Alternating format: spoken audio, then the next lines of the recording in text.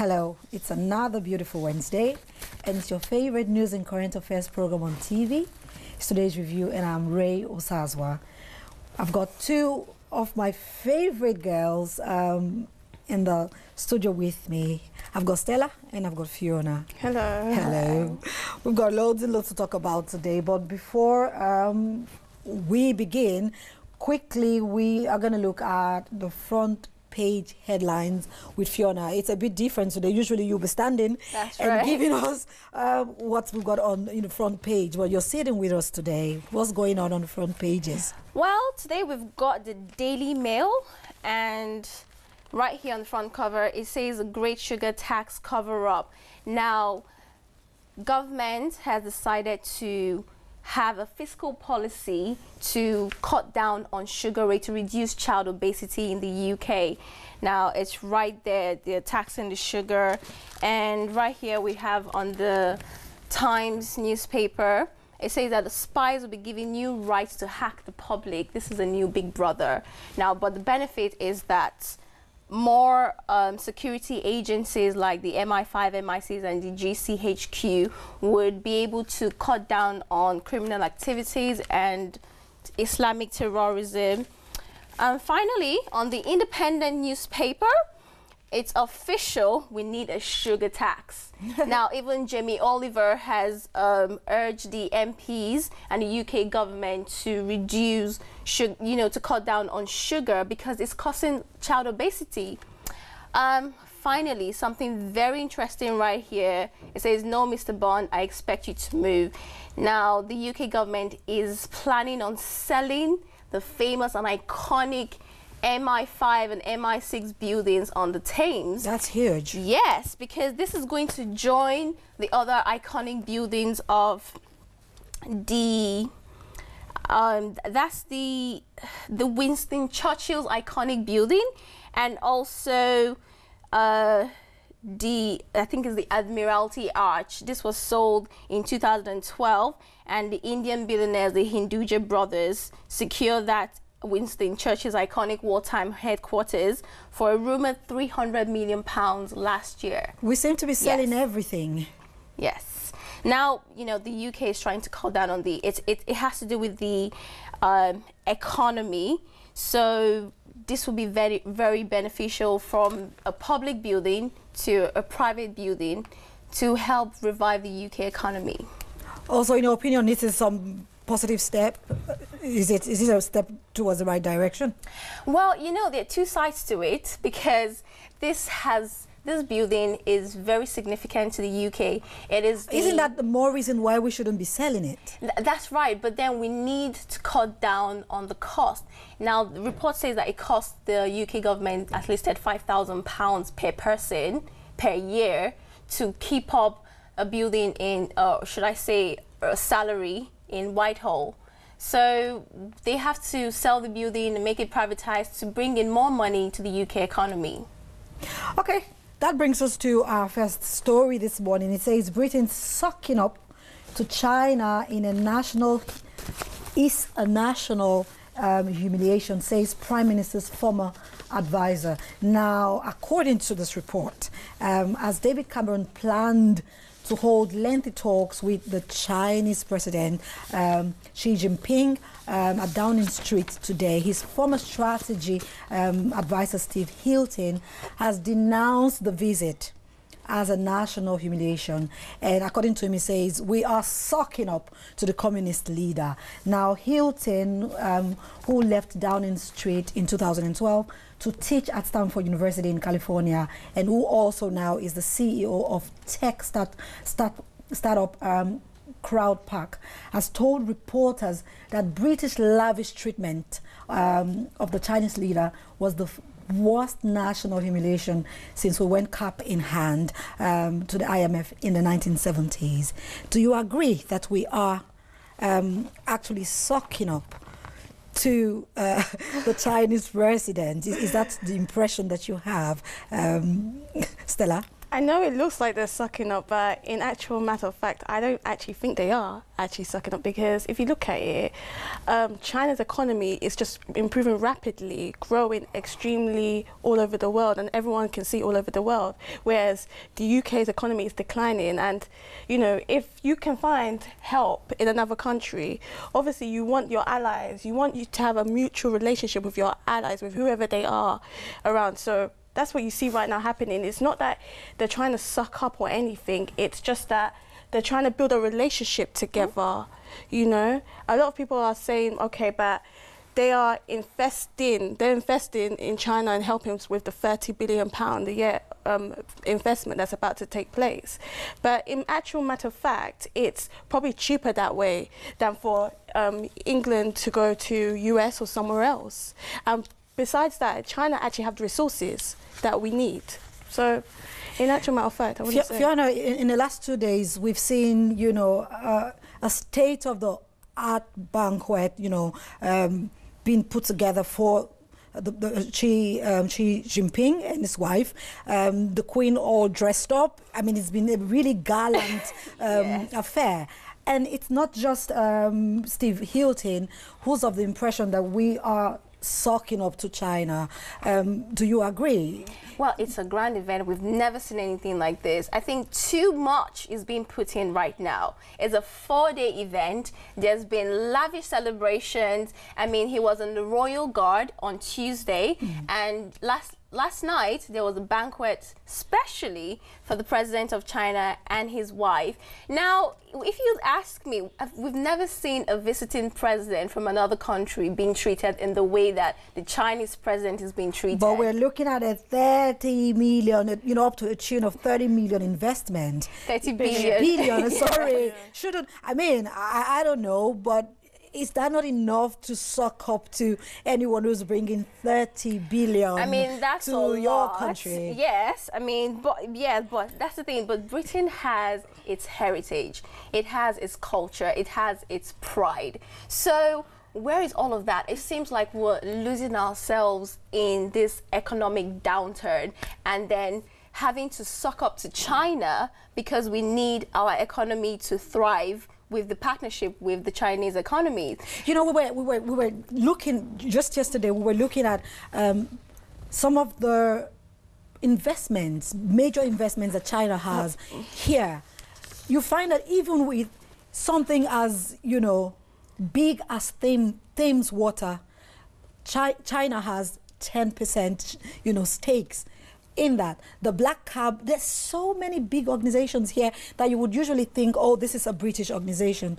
But when you look deep, China has got 10-20%, you know, stake investment in all of this. In fact, if you look around now, what's actually happening is that China are actually going all over to different countries. For instance, they're buying the F1 formula. They're in talks, China to buy the F1 formula, which obviously we know brings in a lot of money into the country. US, though, they've already taken part to buy up Warner Brothers, and so that's also planning to like spread Chinese movies all over. So already they have a plan. They have, you know, so obviously UK can see that their economy is definitely growing. In fact, they're also in talks and buying some of the EDF, some of the shares in EDF, you know, part of the company. So you can see that they're actually thriving. The UK know this. So I think at a point in time when you know you need help, you need to put your pride away. That is the help. Truth.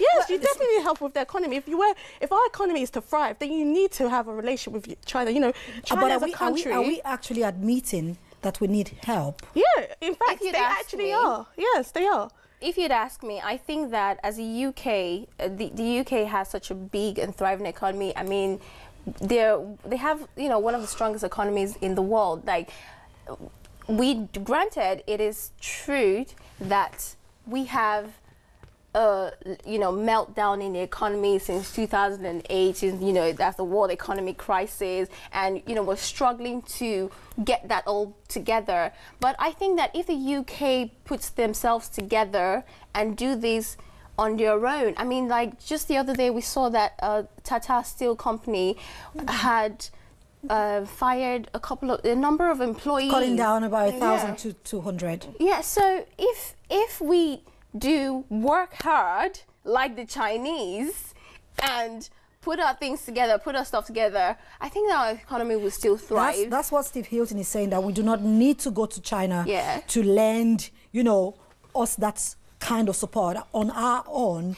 You know, we don't need that much At financing. the end of the from- day, from we hope that China. the UK doesn't lose itself in all of this. And if you'd ask me, I think that the way China is going and their fast-growing economy, they would become the next world power, in quotes. No, I don't Yes. agree with that. You know, America is having, like, you know, Their own relations shit. with China. Now China has come to the UK. What does it say? And we're more or less gloating over them. That's At least right. that's what the critics are saying. Yes, Mr. Xi Jinping is, you know, he's really pulling some weight there. 30 billion pounds. That's Not a lot. joke. Yes. All right, we'll move on. We're still talking about, you know, issues surrounding Great Britain. Now, our next story is titled Bishops in Stinging Rebuke to David Cameron over refugee crisis. I think this was Monday or so, an extraordinary row between the Church of England and the Prime Minister burst into open, like I said, at the beginning of the week, as 84 bishops accused David Cameron of ignoring their offers to help to provide housing, foster care and other support for up to 50,000 refugees. Now, in a remarkable move that showed the frustration at Downing Street's foot dragging towards a letter they had actually sent to David Cameron, the bishops released the private letter they claimed they sent since September, and you know the Prime Minister more or less ignored them. Now the report says that they couldn't, obviously they sent the letter since September. They've waited a long time. They didn't get any kind of response. They had to release the letter in the open. And quickly, we're going to see a short clip, you know, of one of the bishops actually expressing what the content of the letter is. And then when we come back from watching that clip, we're going to look at Cameron's response to the bishops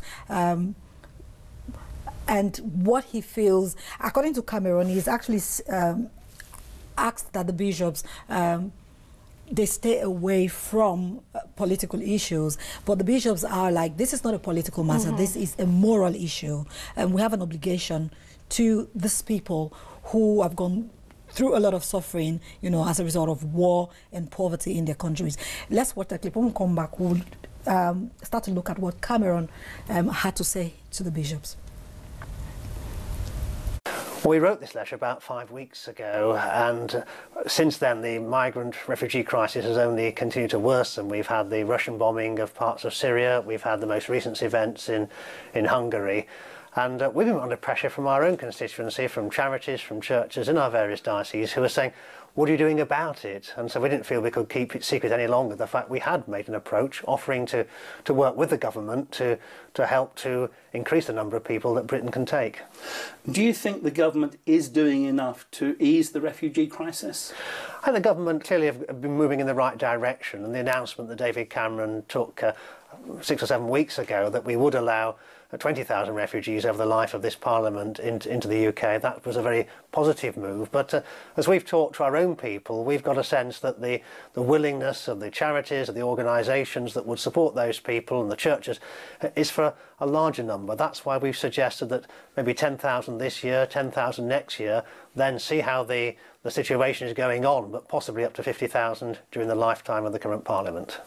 Can I ask you, is it right for the Church to step into political matters like this? Well, these aren't political matters, these are moral matters, and these are matters about the welfare of people who are God's children, and that's what we believe. It's a matter of conscience that people respond to human need that is so abject. We've got people who are largely fleeing their lives, they're fleeing from war, they're fleeing from terrorism, and we have a duty, I think, a moral duty to take those people in, some of them, our fair share. We're spending millions, indeed more than £1 billion in overseas aid already. We're one of the biggest spenders in overseas aid. We cannot take any more people into this country. What do you say to that? Well, we are already doing some admirable work in terms of overseas aid, and Britain has an excellent record in that, and I'll be the first person to want to support that and to thank the Prime Minister and others for sustaining that approach.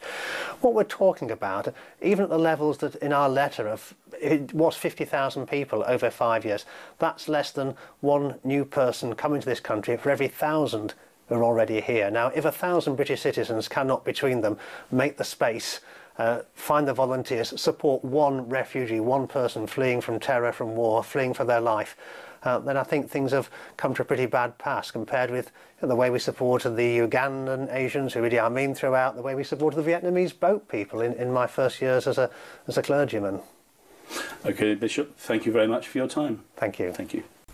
Stella, what's your take on that? You know, from what the Bishop just said, clearly the letter to Cameron, David Cameron, was a straightforward one. The Bishop's community, they looked at it. Cameron said within a period of 5 years we will take in 20,000, but they've looked at their community and they feel we're here, we can help, we can take in a bit more because the Christian community are willing to support, you know, these refugees in whatever ways they possibly can.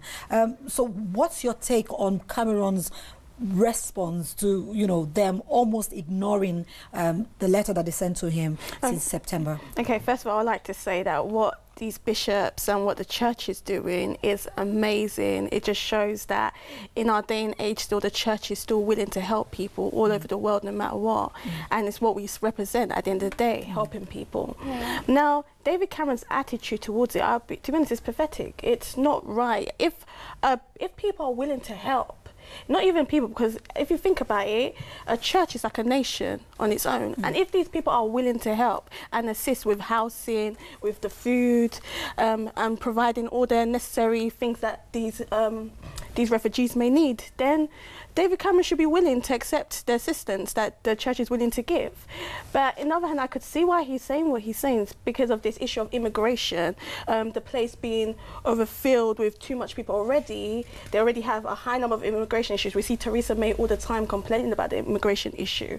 So this is probably one of the issues he's having at the moment. But the fact remains is that these people really need serious help.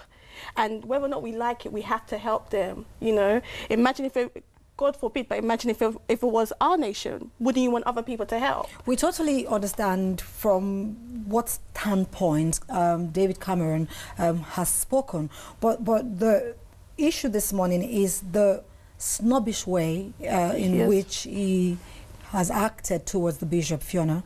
Well, the truth is, the Prime Minister David Cameron has just been honest and expressed his opinion very frankly to the bishops.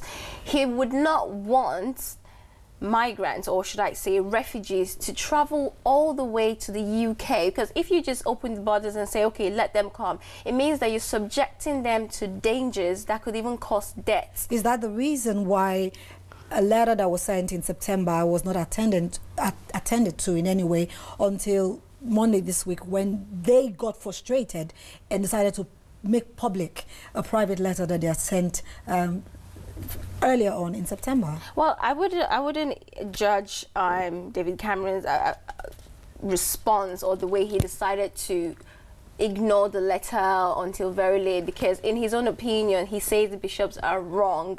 The UK has already implemented strategies to bring in or to go to the refugee camps and take 20,000 people. Now that's a lot of numbers considering the fact that you already mentioned the UK is already overflooded with a high number of immigrants. 20,000 over a period of 5 years. Yeah, in a period of 5 years, yeah. 20,000 over a period of 5 years. Because they do have a scheme that they intend to follow. Otherwise, the UK will be bringing upon themselves a situation that they cannot handle. Now, this scheme is put in place so that the UK government would not incur further problems from this single act. Okay, now, I understand what you're saying, Fiona, but the issue is that I don't believe that David Cameron's excuse about what the bishops are doing is actually allowing the refugees to go through danger. I think it's just an excuse. I think that right now, have we seen any refugees for now? Right now, something needs to be done. Like, we haven't heard of any refugees so far that have come in. We haven't even seen them, yet alone to hear about this. So I think it's just an excuse. And if the church is willing to assist, I'm sure they're willing to assist them to bring them in if the correct way, the right way. So it's just an excuse as far as I'm concerned, and I think there's more to it, to be honest. I would suggest that when the refugees eventually arrive in the UK, that is the time when the church and other people and charity organizations who are willing to help can extend their help. But how much help can the government on its own do in bringing people to the UK? But if you're seeing that other people are willing to put funds towards it, charity organizations, wouldn't you be willing to take it? Now, I would like to, just comment briefly.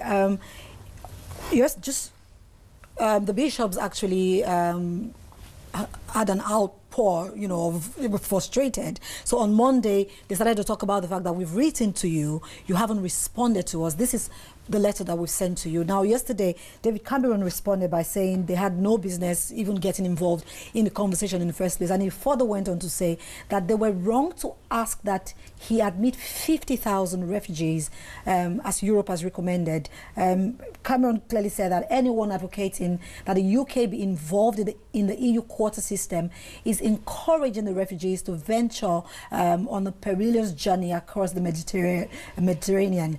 But that's not what the bishops, have called for.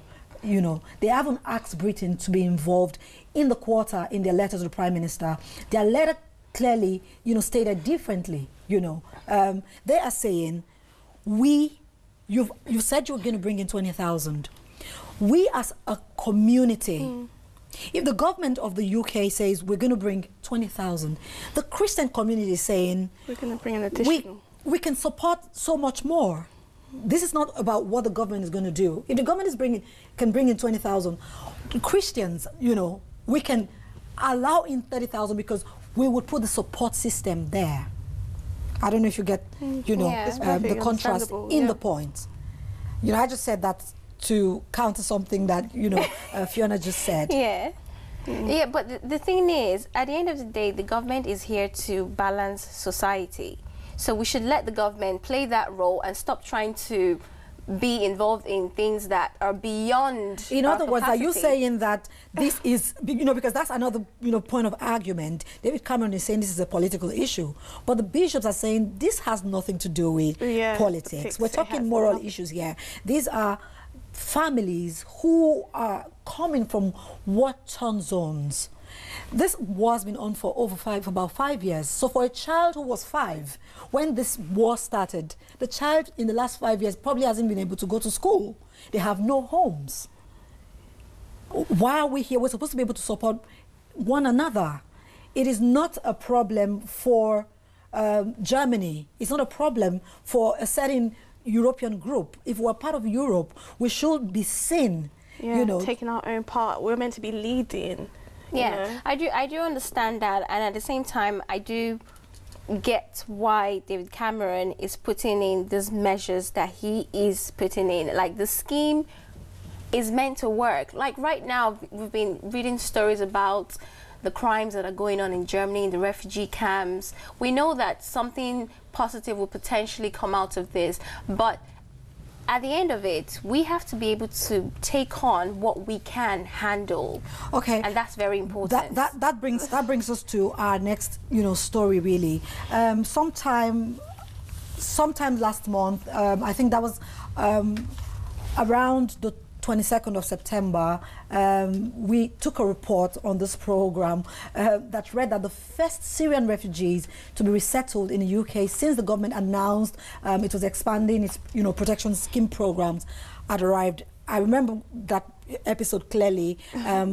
It was a Wednesday show.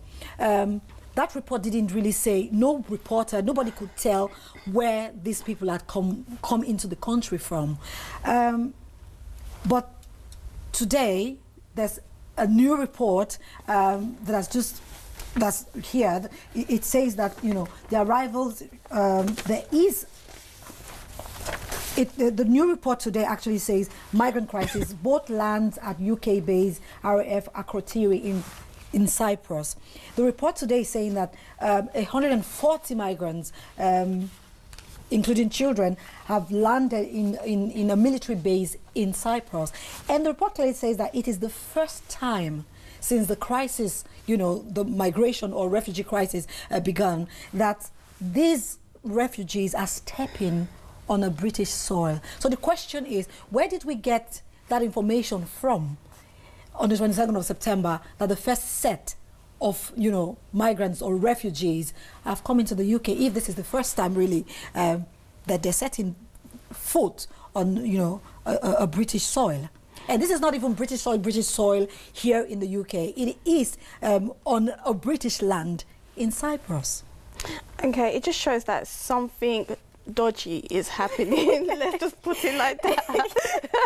I remember that show clearly, and where I actually was in fact backing David Cameron saying, "Oh, possibly." Yeah, because you were talking from the fact that these people were being protected. Yes, exactly. We're being protected. But now, when you see this, the latest news of 140 people being boarded, and this is the first time seeing this, then it just shows that the last month never happened. Yeah, because Fiona, you were trying to support what the government is doing, but this clearly shows that since this crisis began, we've only had 140 people brought into the United Kingdom soil, and this is not the United Kingdom soil to say. It is a piece of land that belongs to the United Kingdom in Cyprus. Now, the government has lots of questions to answer. Right now, things are a bit unclear, and concerned citizens would definitely want to know what is going on. So wouldn't you think this would anger the bishops? They're saying we're here to help, and the government is trying to give an impression we're helping, but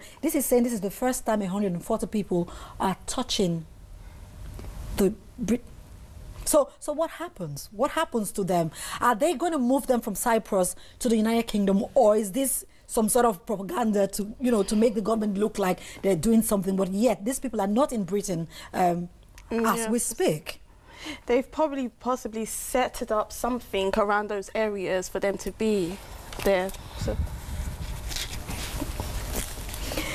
The report says that the MOD, the MOD says responsibility for them is resting with the Cypriot authority, which also does not clearly tell us, that this is what we are doing from here. Yeah. Anyways, we will never end when we talk about, the refugee situation. We will take more of this, as we progress on the program. But that's the much we can take for today. Thank you, Fiona. Thank you, Stella, for being here today. Until same time next week, it's goodbye from all of us. Have a lovely day. Bye.